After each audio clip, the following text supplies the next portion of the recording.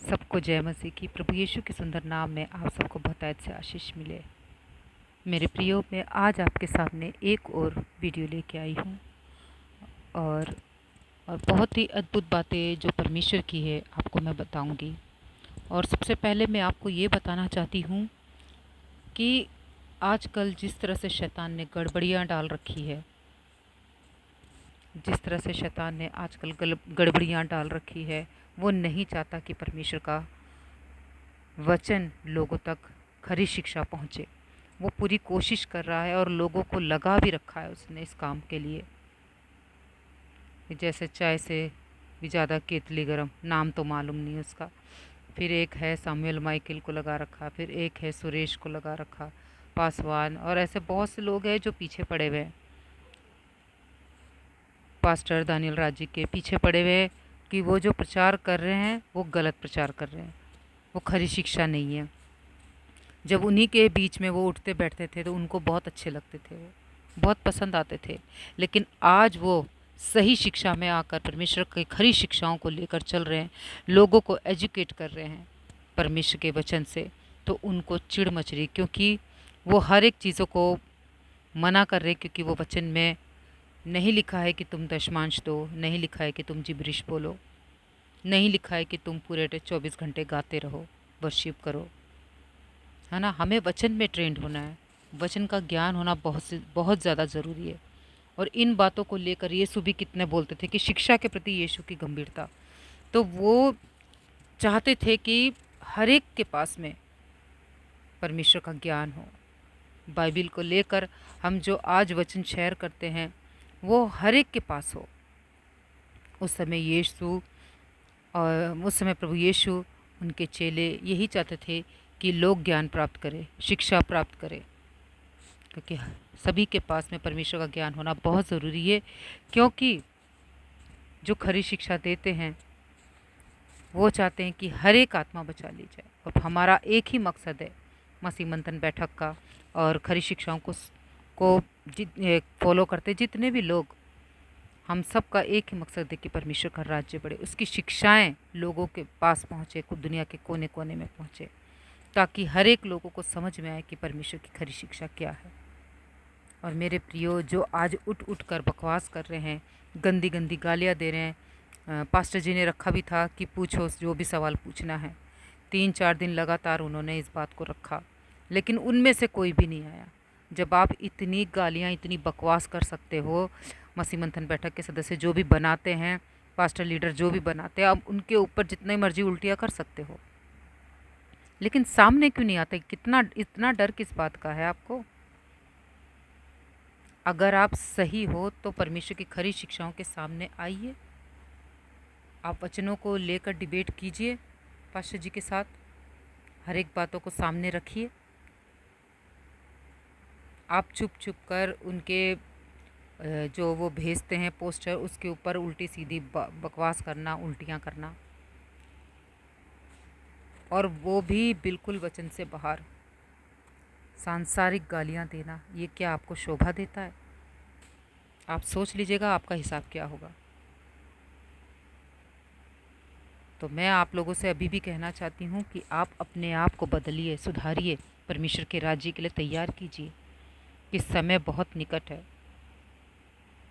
वो समय आएगा जिसमें हम काम नहीं कर सकते, तो अभी समय, हम परमेश्वर के वचन को जितना हो सके शेयर करिए, अपने आप को संसार से अलग कीजिए, गलत शिक्षा और सही शिक्षा को पहचानिए और खरी शिक्षा में अपने आप को आगे बढ़ाइए।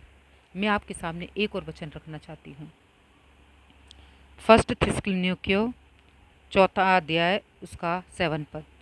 1 थिस्सलुनीकियों 4 चैप्टर वर्स 7। क्योंकि परमेश्वर ने हमें अशुद्ध होने के लिए नहीं परंतु पवित्र होने के लिए बुलाया गया।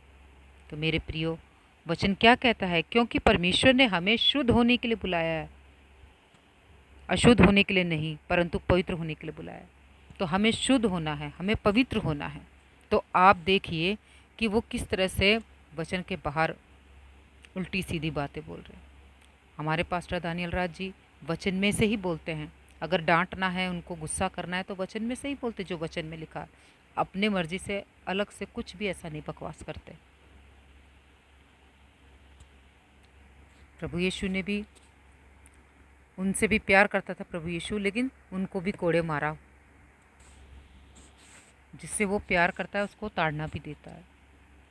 तो अगर हम शिक्षा को गलत तरीके से ले रहे हैं तो हमें परमेश्वर इसका दंड देगा। हमें हर एक बातों को सही तरीके से इंटरप्रेट करना है, सही तरीके से समझना है बातों को, और लोगों के सामने लेके आना है।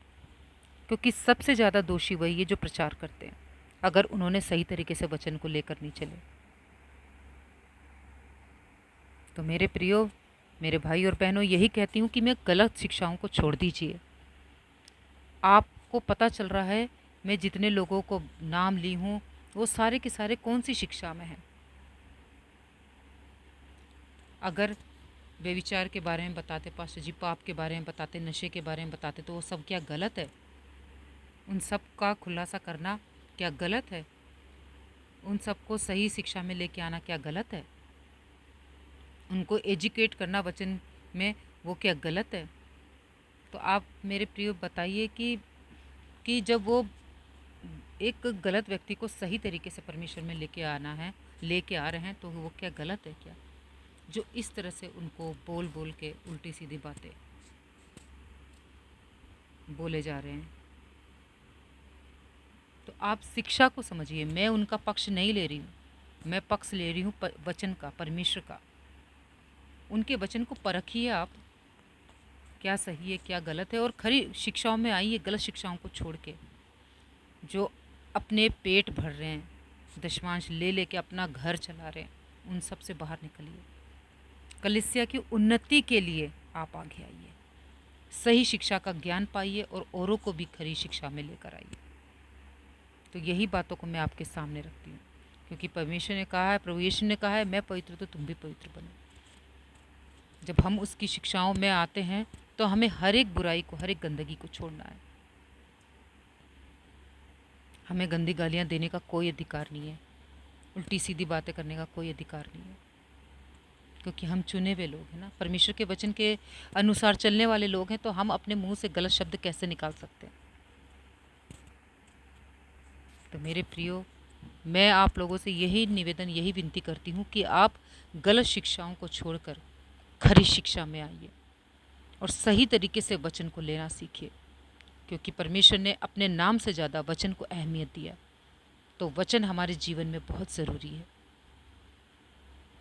और हमारा एक ही मकसद होना है कि परमेश्वर का राज्य बढ़े, उसकी कलीसिया तैयार हो, उसकी दुल्हन तैयार हो। तो मैं जो भी वीडियो लिंक आपको शेयर करती हूँ उसको ज़रूर करके देखिए। अगर गलत है तो आप मत देखिएगा, अगर सही है तो प्लीज़ उसको देखिए और शेयर एंड लाइक कीजिए। हमारा सिर्फ एक ही मकसद है कि परमेश्वर का राज्य बढ़े, खरी शिक्षाओं के साथ। जांचिए, परखिए हर एक सदस्य को, पास्टर जी को, डैनियल राज पास्टर जी को। और इसी के साथ मैं ये वीडियो को समाप्त करना चाहती हूँ। सबको जय मसीह की।